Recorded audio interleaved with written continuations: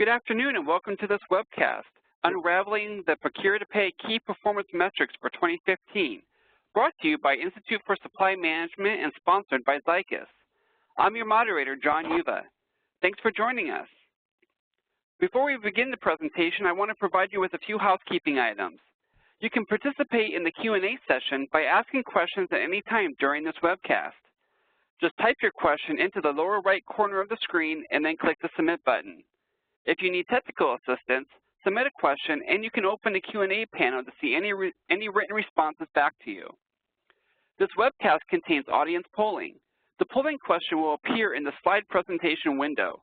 Please complete the poll when they appear and click on the Submit Answer button located on the polling slide window. Please take our survey following the webcast. We appreciate your feedback.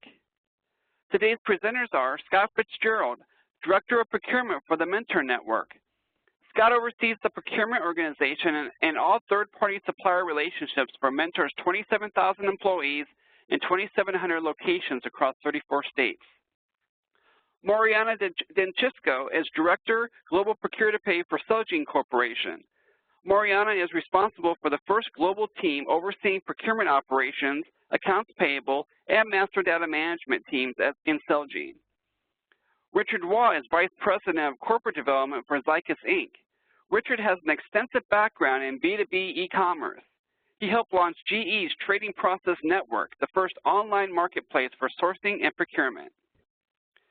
Today's seminar will focus on key performance metrics for P2P benchmarks and what it may mean for your procurement organizations in 2015, where your procurement organization fits into the global competitive landscape for performance on indirect spend management and procure-to-pay efficiency and effectiveness, and key tactics that boost P2P system adoption. Richard, welcome to the program. Thanks very much, John, and thanks everyone for joining today. And I'm very pleased to be joined by my accomplished panelists, Scott Fitzgerald from the Mentor Network and Mariana Denchisco from Celgene Corporation.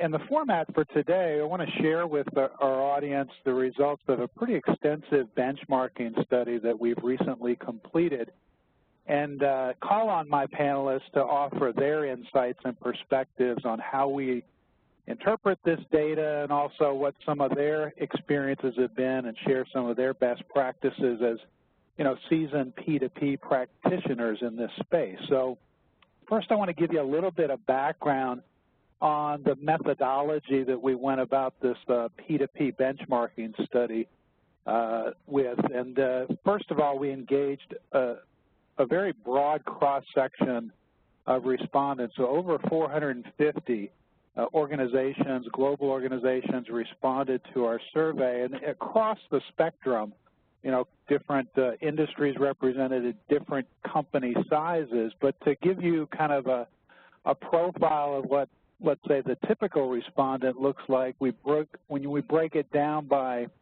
revenues, about 2/3 are over 100 million in annual revenues.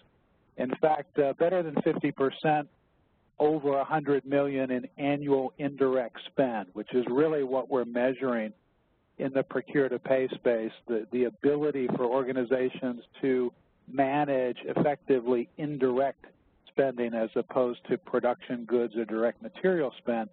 So a significant spend volume in that, the majority here represent over 100 million in annual indirect spend. And the respondents themselves are different roles, but certainly 80% fit the manager and above category. So across those three dimensions, both of our panelists, I think safe to say, in the majority in terms of the company size, spend, and the roles that they represent. So very indicative of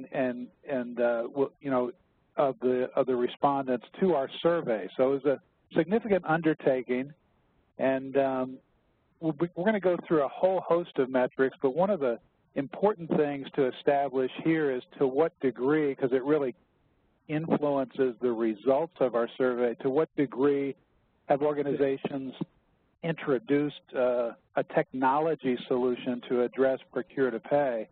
And in fact, what I wanted to do is start off by, right at the outset, an audience poll question here to kind of get the the temperature of our audience to see where does everyone fit in these different buckets. So to introduce those, the question being, which of the following best describes your current P2P technology infrastructure? So the first choice, A, is it an organic P2P solution that is a best-of-breed solution made specifically for the procure-to-pay process, or is it B, an ERP, an enterprise resource planning system-based module? C, was it something that was homegrown or legacy, in-house developed application for P2P? D, really none of the above, a highly manual process still, or E, something other altogether. So we'll give you a few seconds, and we'll take a look at what our audience has as sort of the current footprint of a technology landscape, and then I'll show you the results from our survey and kind of compare as a stepping off point, see what we're starting with in the way of infrastructure.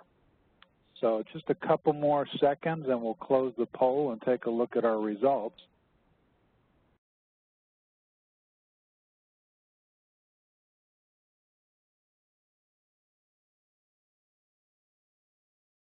Okay, so I'm hoping everyone's had a chance to weigh in. I think the poll has ended and just waiting for the results to appear.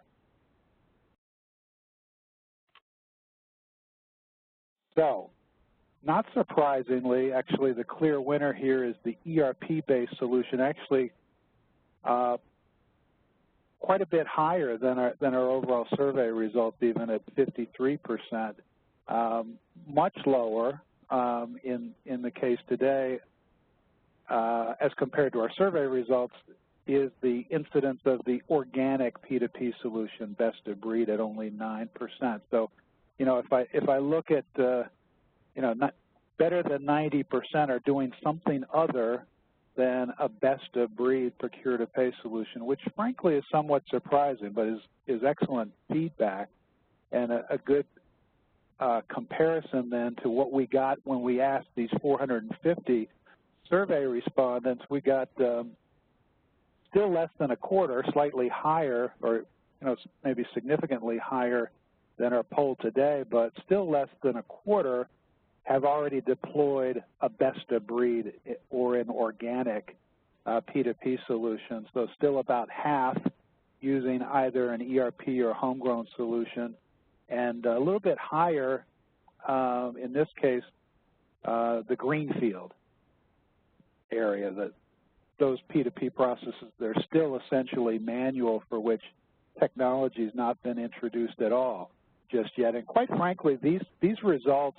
both our poll today and the survey that we did surprise me in that, you know, if you look back at the emergence of e-procurement or procure-to-pay as an application space circa about, you know, the millennium, late 98, 99, thereabouts, these applications have been around for about 15 years, which in technology years is pretty mature. So actually expected to see a higher adoption of best-of-breed or organic P2P solutions than what we've seen. But also consistent, though, with what we are seeing in the market, which is sort of a resurgence, P2P 2.0, if you will, sort of a newfound interest in how do we get to the next level of P2P competency and proficiency. And so it's certainly interesting to know, and I think it does inform the subsequent benchmark results that we go through to understand what tools are being deployed out there in the marketplace. So starting to drill in then on the benchmark results themselves, we categorized in different areas, whether it's transaction, efficiency, accuracy, and so on. But the overriding sort of value proposition for many organizations that are looking to adopt P2P for the first time, or maybe upgrade or replace some legacy tools in the space, is to drive much greater spend compliance around indirect spending. And looking at a variety of data points summarized here together, you know, we might call it the 50% or less solution when it comes to spend compliance, because 50% is in fact the high watermark that we registered from this survey when it comes to how much of your indirect spend can you say has compliant pricing, that is, it's in agreement with the contracted negotiated rates. 50%, that's the top mark, and it starts to fall off from there. So then a compliant process, just 45% of indirect spending following a compliant process. So a purchase requisition that's created and gets to go through the proper approval channels and an actual purchase order placed before a commitment is made to purchase the goods or services. The same number, only 45%, can point to accurate line item spend visibility, which is a particular problem in the indirect area where descriptions may be incomplete or transactions may be often miscoded or misclassified. Only 45% of available discounts and rebates being captured as well. And further degradation, when we get to only 40%, is the amount of indirect spending that on average, the survey respondent said was addressable through Procure-to-Pay. And again, just 40% of indirect spend placed with preferred suppliers on contract. So overall, a pretty sobering picture when you look at the responses in total. This is an average performance, so some are achieving much higher levels, of course, but the weighted average overall showed 50% or less compliance across these various metrics. So I wanted to invite my panelists in, and Scott, maybe ask you to kick us off. As you think about managing indirect spend through Procure-to-Pay, what are some of the challenges that prevent organizations from capturing more indirect spend through that, preferred process, be they organizational or technical or otherwise? Well, I would say part of it, I think the biggest challenge has to do with the data and visibility into the data. You could, even with a system, you could put a system in place and have items where people put non-catalog or manual orders through, and it's not easy to kind of sort through the data that might be in the body of the purchase order. What I would say probably the challenge is, number one, line items spend visibility as to what you're actually getting. And then probably second is making sure you get compliant pricing that, one requisitioner from the next, they go to get the same product from the same supplier, that everything is consistent and you're taking advantage of any pre-negotiated prices. Makes sense. And likewise, Mariana, challenges that you've seen, or that, what are the factors as well that might cause users to decide to go outside of the company mandated Procure-to-Pay process? I think it's mostly because people are not aware of what the process is, and so they have a need that needs to be met immediately. So they don't engage sourcing on the initial request for bid.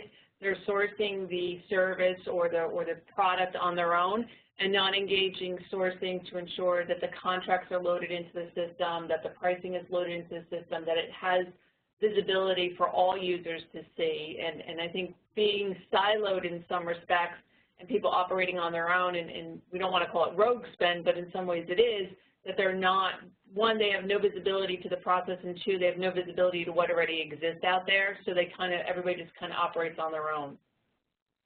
Right, and it really starts with visibility. If you want people to comply, they have to be able to find your approved contracted vendors efficiently and effectively. One of the things I wanted to drill into a little bit more is this idea of data quality, having accurate line item level spend visibility, where on average in our survey it said we have that for only about 45% of indirect spend. Scott, interested in your thoughts. What kinds of data quality issues do you see, and how can the accuracy of transactional spend data through P2P be improved? Well, I would say that the best way is we've all probably experienced, if you pull out a spend report out of your financial system, you can look, and say office supplies and see a total dollar among that. And then if you start going into the detail, you'll see, hotels and cars and pet food and everything underneath office supplies, the general ledger account, because that's what, people are used to using. So, a lot of time you spend scrubbing data in order to be able to actually look to see, okay, let's truly look at what is office supplies and what's in it. And I think one of the benefits I see with P2P is having category to item mapping. So you can take, if an office supply comes in, it automatically will map to your general ledger account for office supplies. If it's computer accessories, it'll automatically map to computer accessories.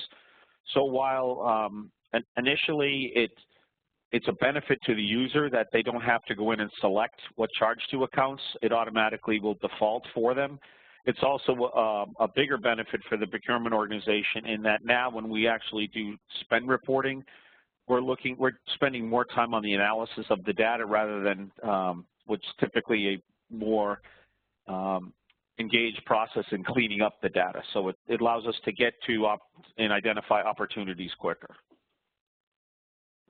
Excellent. So, clearly a lot of room for improvement across the board based on these survey results when it comes to driving a greater percentage of indirect spend through a compliant procure-to-pay process and getting, therefore, better visibility into spending, maybe capturing more rebates as a result of that kind of compliance. So that's only one of the value levers, though, of course, with P2P. And we had a number of questions in our survey that then dealt with order accuracy. How efficient is that process in creating accurate transactions, orders on the first pass through the system. So we looked at a number of different data points here, kind of following the transactional paper trail or paperless trail in this case with bringing it online through an automated P2P system, hopefully, starting with the percentage of POs that are properly approved. So here we have a pretty high number, 72% on average, although I think the caveat to that is the question does specifically ask the percentage of POs that go through the proper approval, and we'll talk later about all those transactions that are no PO invoices that show up without any of that approval control on the front end at all. But following on from the number of POs that are properly approved, only about 2/3 of those are correct on the first pass, and again, about 2/3 that therefore are able to be matched to the subsequent invoice correctly on the first pass, and which are coded to the right GL account for budget tracking purposes, and even less, only 56% properly classified for the spend taxonomy to enable spend analytics and reporting. So net, about 1 in 3 orders are going to require some form of rework. So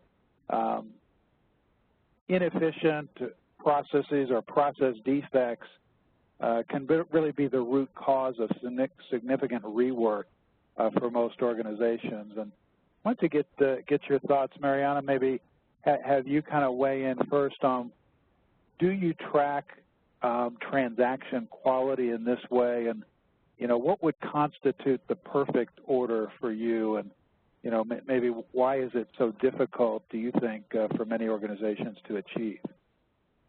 I think, at the end of the day, it's an important metric to measure, but I think each organization, based on the nature of their business, has different measures of success. Within our organization, it's more of, did an invoice go on hold after it was matched to the PO? Because if the invoice goes on hold, there's some issue with the PO or with the invoice, obviously causing the mismatch. So Our ERP system is Oracle, so we are ensured that the POs are properly approved based on the dollar value. So we have a very high comfort level around that because we've built in our signature authority policy into our iProc system. That being said, there can always be an issue where the invoice when it comes in does not match the PO. And a lot of that has to do with your previous slide with regard to line level detail. The line level detail on the PO doesn't match what the invoice has, or it's a one-to-many relationship either way. Either the PO has many lines and it's not sure which line to match to on the invoice, or conversely, the invoice has many lines and there's only one line on the PO. So we measure here at Celgene really how many of our invoices go on hold and what's the reason for the hold. Is it because there's insufficient funds? Is it because the quantity is not matching? Is it a pricing issue? So really for us, it's about what percentage of our invoices are going on hold. Okay, and that would be therefore a reflection of those that don't match the invoice. The PO doesn't match the invoice on the first pass. Correct. And here we've got, this from our survey benchmark is about a third of the time. Right. Invoices don't match on the first pass. How would you say your experience compares with that benchmark? I'd say we're probably a little higher. We probably have a 75% pass on first match, and that it's our invoices that span over several years for clinical trials where we sometimes run into issues, or for tangible goods that we're purchasing due to pricing issues and catalogs not being updated. Great. So a little bit higher than this average benchmark overall. Got interested in your perspective on, at the Mentor Network, what strategies you've implemented or are pursuing to improve order accuracy. With order accuracy, we also, currently use a combination of iProc and P2P. We're in the process of moving everybody over. But from, accuracy from accounting, the system pretty much handles that because it's all on one platform, and as well in P2P, it's integrated. Anytime they go to pick up a cost center or a general ledger account, it's valid and active. So from that perspective, it's live and can be used.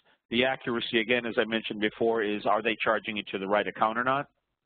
And I think from matching to invoices, majority of our invoices currently are paper. So there's a lot that it doesn't match in. It's compared after the fact, sometimes 15, 30 days after the order. And there's a lot of administrative time we spend in procurement trying to straighten those out. Which, it's at a P2P solution or any type of electronic invoicing where you use the purchase order kind of as that's the document you should mirror is the strategy we're using going forward. So we eliminate as much intervention from an individual as possible and let the systems do the majority of matching so we can focus on more strategic initiatives. Great. Thanks for that insight as well. And I want to tee up then our second poll question because we wanted to get into trying to calibrate what is a reasonable target. How much of indirect spend is currently being addressed through the P2P process. So first establish the baseline. How much are people being able to capture currently, and then kind of think about what should we be targeting. And to establish that baseline, wanted to, again, have a quick polling here to say how much of your indirect spend do you currently address through your P2P process? Is it A, up to 20%, B, somewhere between 20 and 40%, C, 41 to 60%, D, up to 80%, 61 to 80%, or E, above 80%, approaching full adoption or compliance with indirect spend. So we'll give you a few seconds to weigh in and kind of compare the baseline here to what we saw in our survey, as well as where folks are targeting future performance. But for now, we just wanted to see what the current baseline is.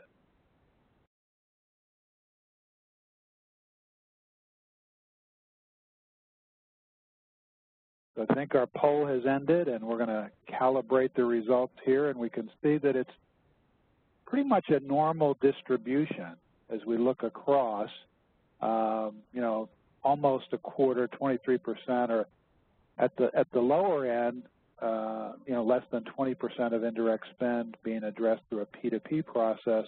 But you know, pretty much an equal percentage, 22% between 20 to 40% of indirect spending, another 22% up to 60%. I guess the encouraging thing is, you know, there's as much as 17% that say they're getting the lion's share, upwards of 80% of indirect spend through P2P. So obviously, a lot of opportunity for those that are somewhere closer to the average performance level to target those top performing organizations, that it's certainly possible to get much higher levels of indirect spend addressed through P2P. And this was our survey result then that said,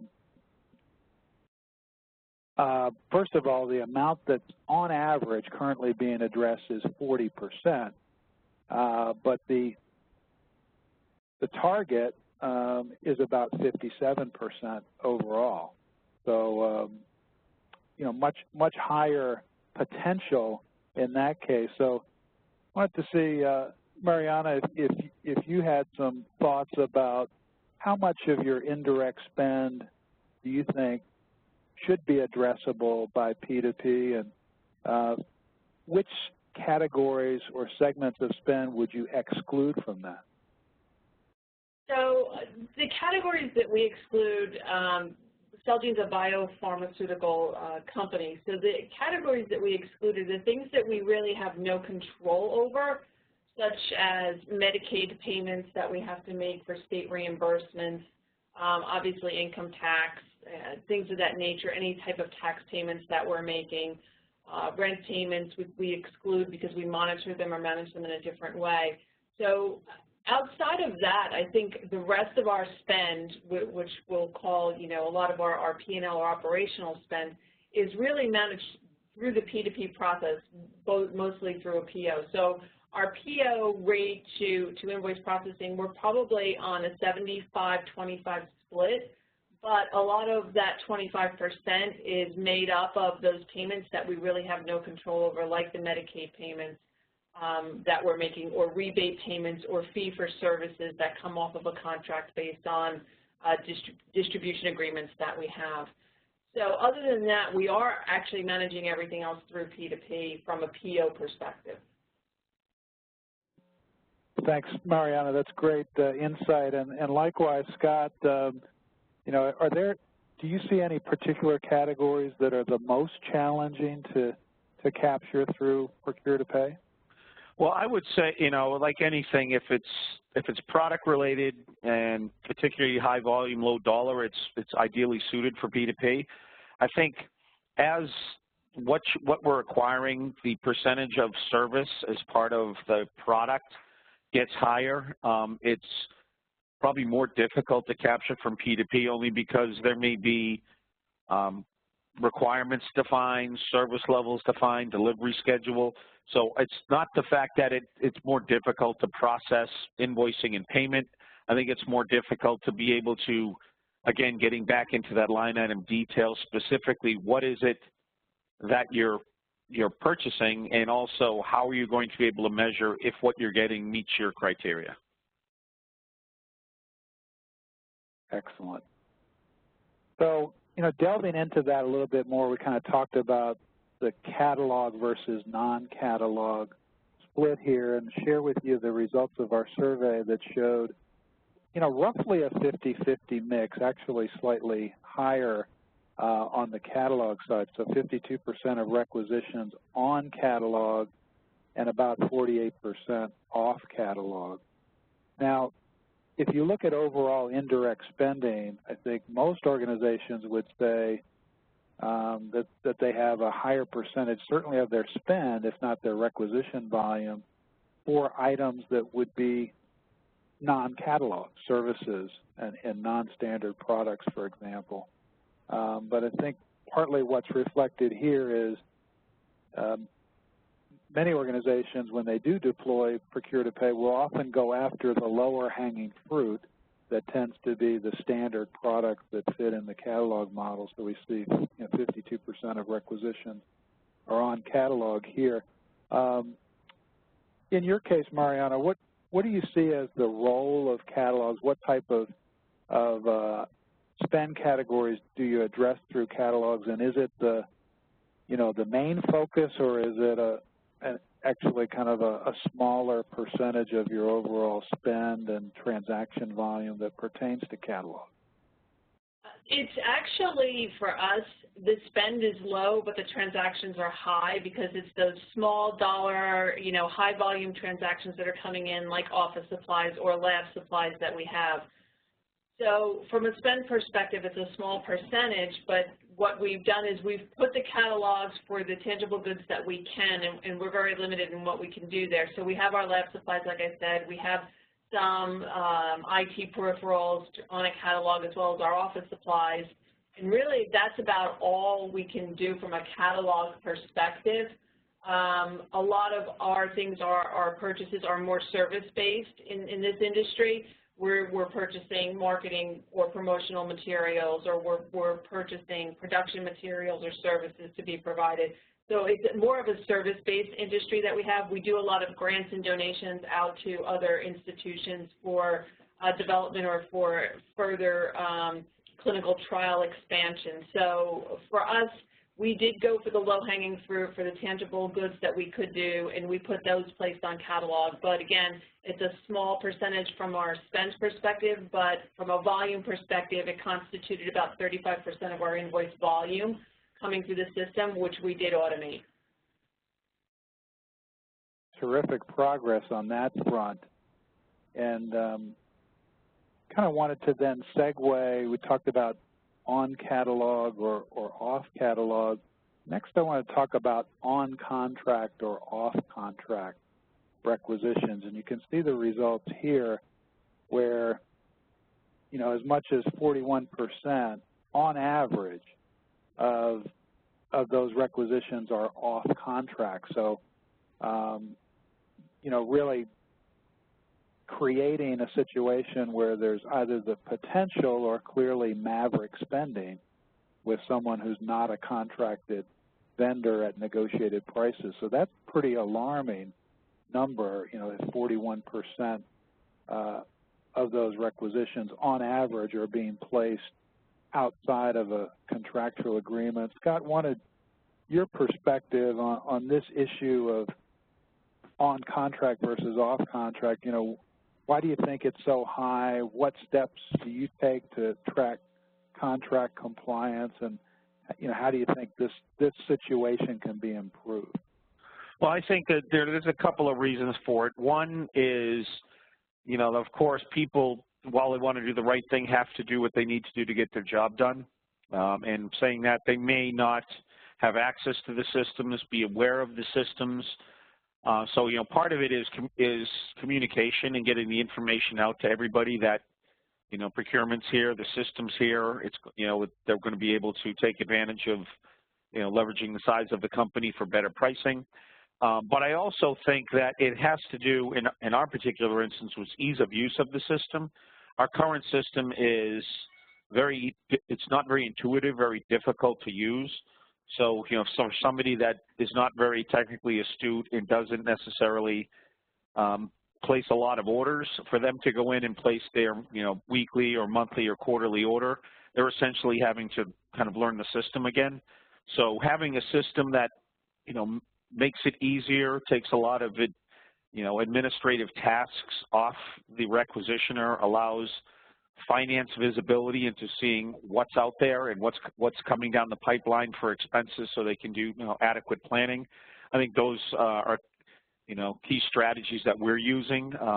Not so much to come down with a mandate saying you have to use the system, but wanting to make it user-friendly, helpful, providing a benefit for them that they actually want to use it and will tell all their friends. Great, kind of a grassroots approach, make it viral. Exactly. Terrific.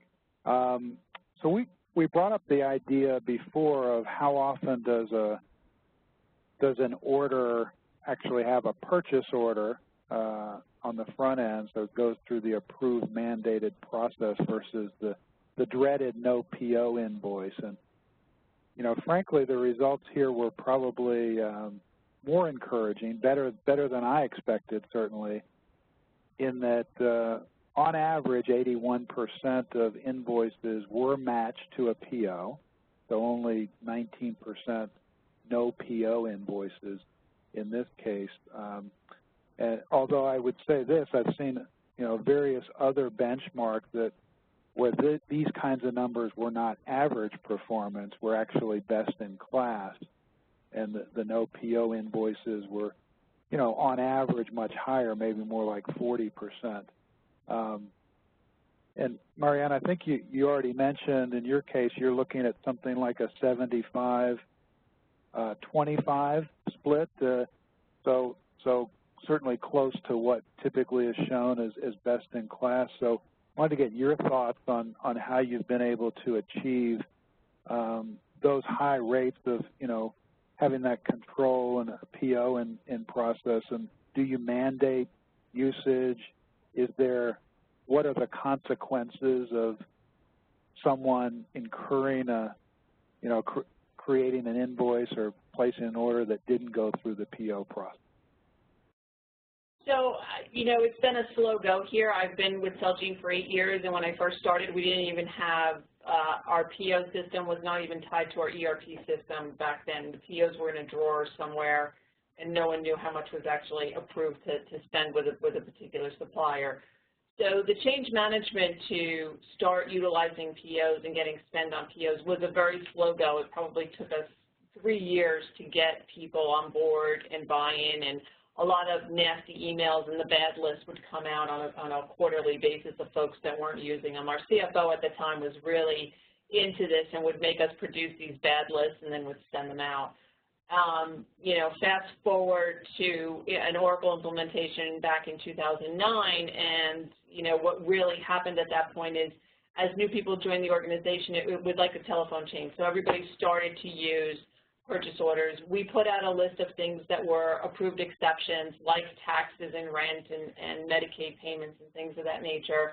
And so once people had the list of what they needed to do, everybody just kind of goes through the PO process, because now the converse to that is if it's an invoice that's not on a PO, that invoice has to have the approval that's in line with the signature authority policy.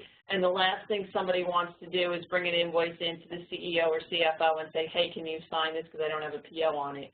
So it's kind of morphed into compliance over the time, because nobody wants to walk around with that invoice in their hands. So it actually has helped us drive compliance, because it's easier for folks to get a CFO or CEO to approve a purchase order than it is to have them sign an invoice. Yeah, it's interesting. That peer pressure sounds like it's pretty effective. Deterrent, right? And, yeah, not nearly as draconian as, in some cases I've heard of a no PO, no pay policy. Yeah, and in our organization, there was thought, our CFO, just two before the one we have now, he was of that opinion, no PO, no pay. But when you're in the type of business where you're giving out grants and donations, or you have clinical trials going on, you can't jeopardize the business just to prove a point like that. So we had to find, another way that was still going to help us, keep our business operational and not bring us to a screeching halt. And luckily, folks jumped on the bandwagon and didn't cause us to go into the no PO, no pay process. Right, which probably doesn't stand up in court anyway. There's a liability there and it has to be paid, but it sounds like the visibility and that sort of organizational peer pressure that you alluded to is a pretty effective deterrent. Scott, what are your strategies for driving towards, a voluntary adoption, if you will? As you said, it's not mandated, but getting people on board with ensuring that POs are issued for those expenditures where they are in fact required? Well, as I mentioned, I think part of it is, we're in the process of moving our entire user base from, Oracle iPro over to a P2P solution. You know, so one of it is it's actually access. So rather than being a network-based application where you had to have a seat on the network and Active Directory, now it's a cloud-based, so we can offer it to every single employee throughout the company. It's also, I think, you know, kind of looking at it from a management and financial perspective, you know, we, because of the difficulty of our system, have quite a number of our purchases that are out there on P cards where procurement is not involved, and we also don't get any detailed information on what they're buying. But the risk there is that when everybody puts through the payment, it's on the expense report after the fact. So, you know, when working with our finance and CFOs within our divisions, you know, we're working with them, and they're all on board to getting everything on requisitions and purchase orders so that it's reviewed and approved on the front end, reducing, you know, supplier risk, reducing somebody, you know, the maverick spend or going off on their own to buy something where we may already have an agreement in place. And then also, as I said, it's a lot of the information, you know, in order to run reports, find old orders, clone all orders in our current system is difficult. So, you know, majority of what people do, it's manually entering everything. So by having, you know, the system be able to, everybody to see everything, be able to clone any orders, be able to set up templates, be able to have guided buying, so people who may not know where to find it, you know, the system pushes them towards preferred suppliers and products. You know, I think that the ease of use and people really, you know, kind of still feeling they have the control to actually make the decision is key. Whereas, you know, so our strategy is, sure, you can still make the decision and put the request in, but it gets filtered through this system and through procurement, so we make sure that you're making a sound business decision. Right, so you're kind of balancing the ease of use with the controls and exactly drive adoption. Excellent strategy. And I'm sure all of you have had, you know, you've heard from, you know, a CFO or a controller that they've balanced the books for the quarter, and next thing you know, all of a sudden, here comes 15 invoices that throw all the numbers out of whack, and they have to redo it again because they had no visibility it was coming. That for our finance people is huge. So then they can, you know, see even, you know, what orders have been committed and they should be expecting to have to make a payment, or what orders are in process they may be able to delay a little bit to make their, you know, their numbers more palatable. It just gives, you know, a lot more flexibility all around for people to actually see and manage their orders. There's right now, majority of what's happening is out of sight of management, and by the time you identify it or uncover it, it's too late. It's a done deal. It's gone. And perfect segue, Scott, into talking about invoice visibility and you know, invoice efficiency. Certainly, there are an awful lot of organizations when it comes to invoicing that are still swimming in paper. And, you know, the one poll question we wanted to introduce at this point was to kind of find out from our audience, our third poll question here is, what percentage of your indirect invoice volume do you estimate you're currently receiving electronically via a standard electronic protocol like XML or EDI or through an online portal? And, you know, first choice A, 0 to 20%, 21 to 40%, B, 41 to 60%, C, up between 60 and 80% D, and upwards of 80% for selection E. So I'm going to, again, take a look at our poll today and contrast that with the results that we got from our overall survey report. And I'll tell you that the question as posed here is a little less open-ended than the way we posed it in the survey, because in the survey we said electronically, meaning XML, EDI, portal, etc. And what worries me is the etc. piece, because sometimes a lot of invoices, in fact, are being received through emails with PDF files attached, but for purposes of this definition, that doesn't quite qualify as a truly electronic transaction. So In this case, the results are actually closer to what I believe the actual situation to be. Fully half have less than 20% of their invoice volume being received through a true electronic form, and then sort of a distribution across the other ranges. Very few, only 3% are getting better than 80% of invoices electronically. So a lot of opportunity for improvement here.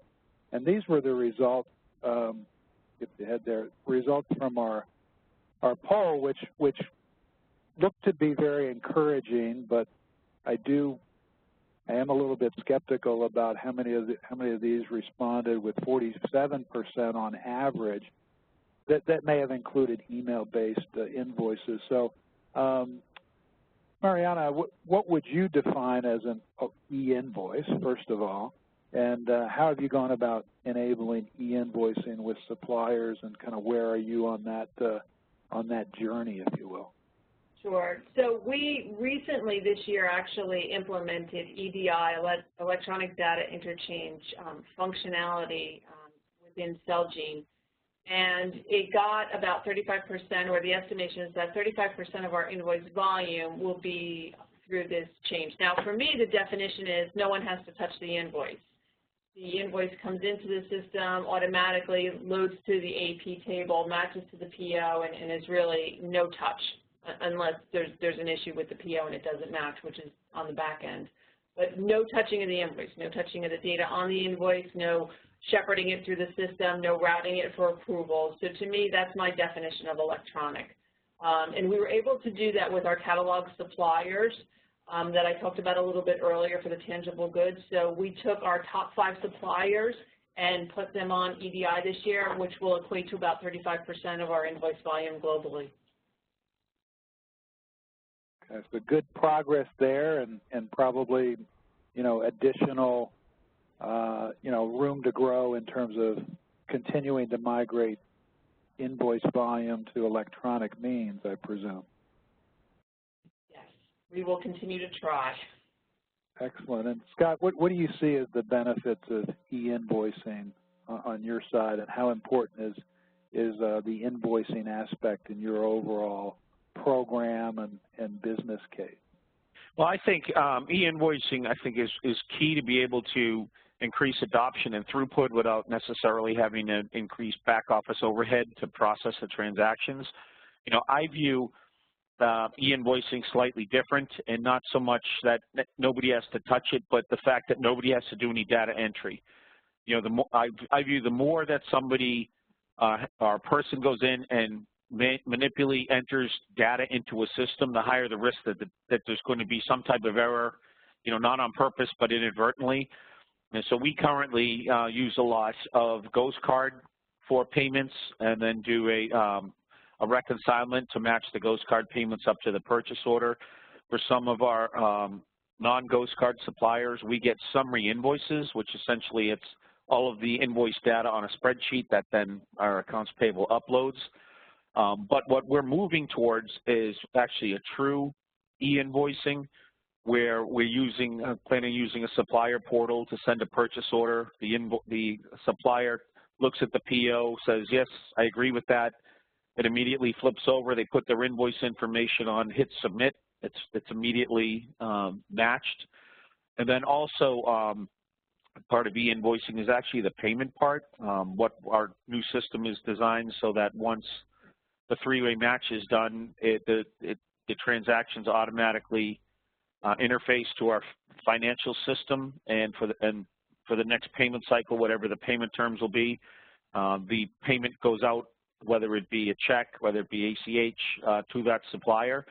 And in those type of instances, it truly is electronic in the fact that, once we send the PO off, receive the order, the supplier sends in the invoice, everything matches, nobody has to touch it, and the payment goes out automatically.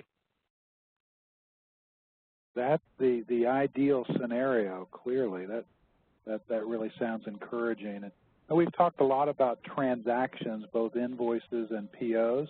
I wanted to drill into a second here, a benchmark on what do these transactions actually cost?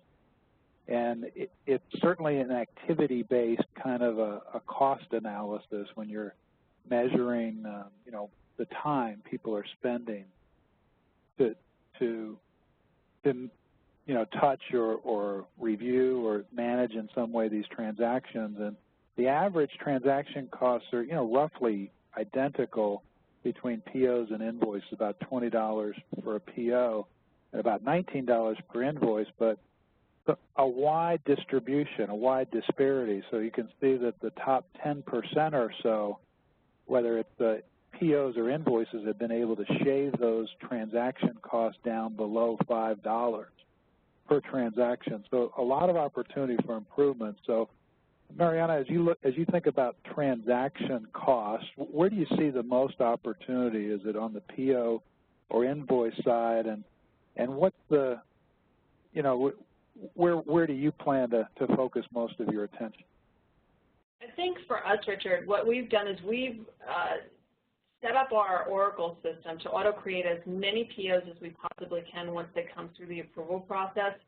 So realistically, right now, we have one person processing POs globally, and the way we were able to accomplish that was through the automation and indicating that if a PO went through the approval process, we really didn't need a buyer to go through the 3 clicks to turn it from a rec to a PO, that we could automate it at a certain dollar threshold and get through. And the only things we really needed to look at was anything that came through with a note to the buyer or that exceeded a certain dollar value, which was set extremely high. So we've been able to automate that to the highest degree. So I think from a cost perspective, and we really don't track that here because our 2 shared service centers are in very, very high-cost areas, one being New Jersey and the other one being Boudry, Switzerland. So the company has kind of decided to turn a blind eye to that and work on process efficiencies. And being able to go from a staff of probably 5 or 6 people that were creating POs globally at one point, we're down to 1 person. So I think we've been able to redeploy those heads into other areas of the business and become cost efficient that way. On an invoice cost perspective, I think moving towards electronic invoicing or no-touch processing from a full invoice process to pay perspective are where we focused our efforts. So we've been able to have invoices come to us scanned and indexed and automatically interfaced into our ERP system. And from there, what we've done is, because we deal with a lot of university and hospitals who don't have ACH functionality, we outsourced our check printing this year, which actually gave us a big bang for our buck based on the fact that the staff doesn't have to spend 1 day a week stuffing envelopes or matching invoices to checks. So we've really come a long way in the past 2 years from moving or automating or outsourcing whatever we can in the process so that our folks, that our AP team is actually dedicated to value-added tasks as opposed to stuffing checks and envelopes. Sounds like a lot of productivity gain and a lot of progress in that area. That's exciting. And a couple more benchmark metrics that I wanted to cover in the few minutes we have remaining. One is onboarding, cycle times for supplier onboarding. On average, if it's a catalog supplier, we see about 14 days, about 12 days to onboard suppliers for non-catalog. Scott, how does your experience compare with these kind of cycle time metrics? And, you know, do you think supplier onboarding is something that is typically a core competence of the procurement organization, or something that you'd look to the P2P provider to help you with? Well, I would say, you know, currently if you're looking at non-catalog suppliers, you know, in our current system, it's essentially you fill out a form, send it to accounting, they add them. They don't capture any demographic information. Nothing's particular about the supplier that could be actually useful for, you know, any type of diversity reporting or small business reporting.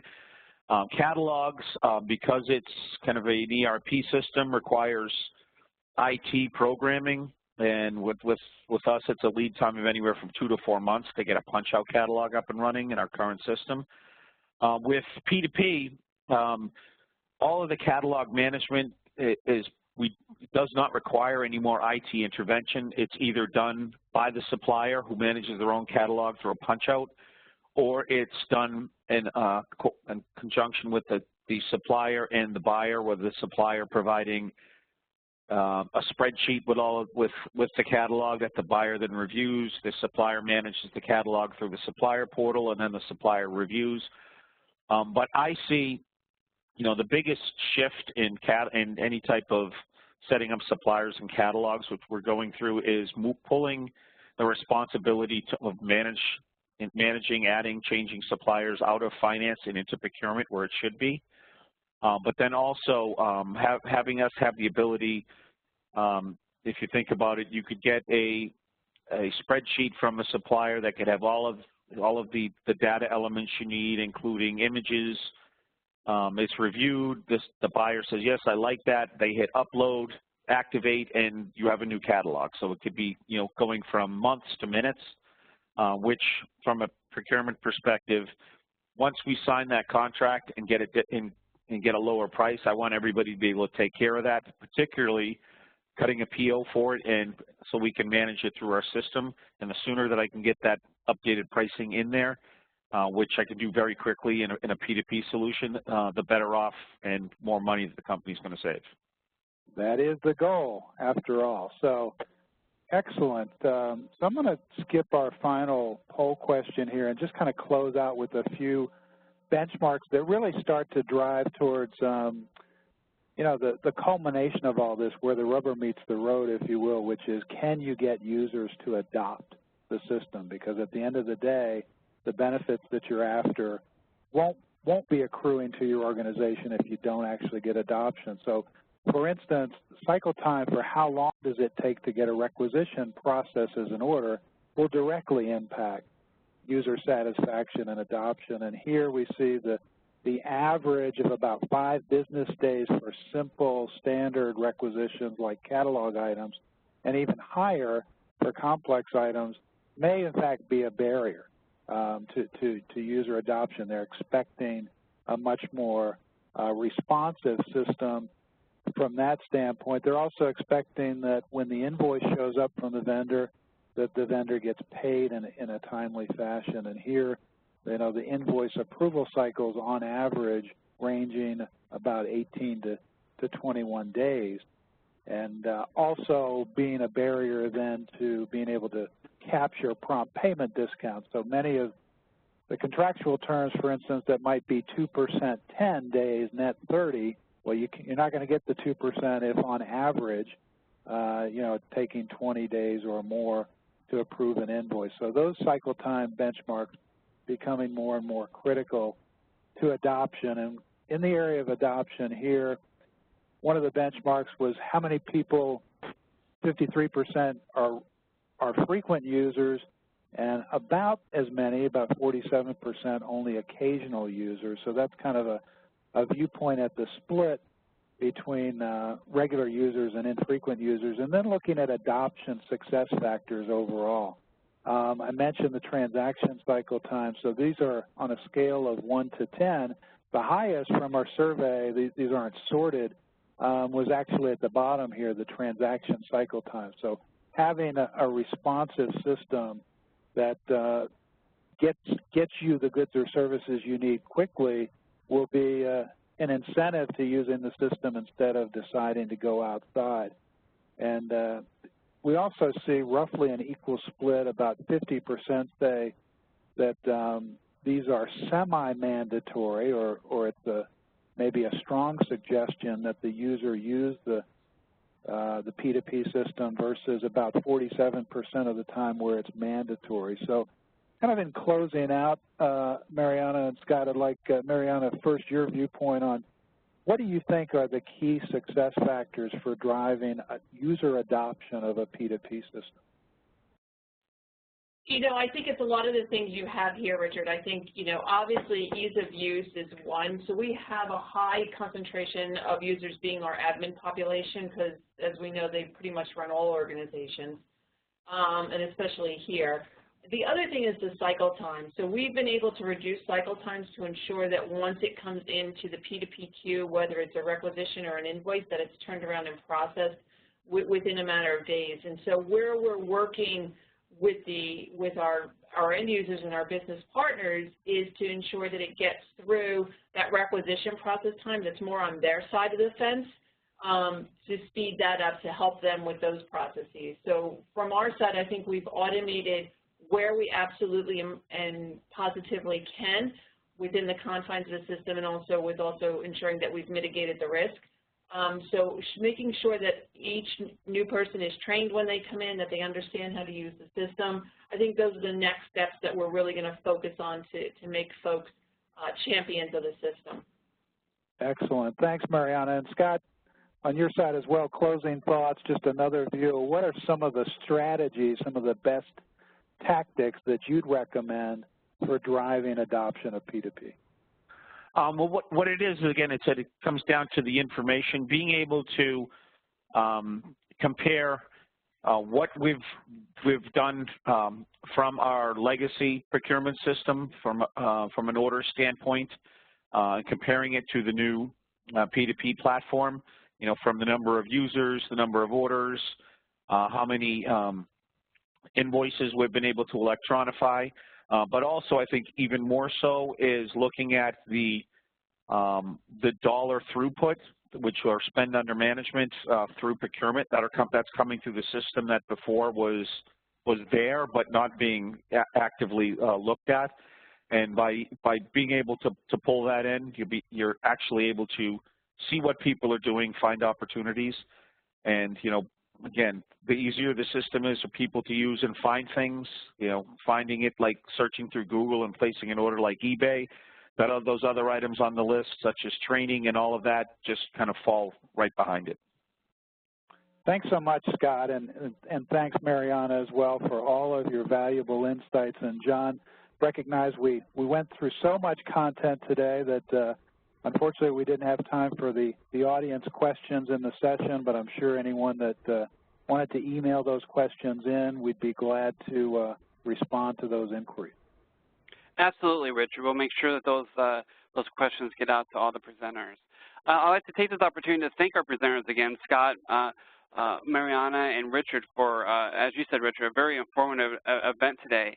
Attendees of today's event will receive an email from ISM within 10 business days with links to your continuing education hour certificate and the archived interactive recording of today's event. For these secure links to work, you must be logged into ISM's website at www.ism.ws.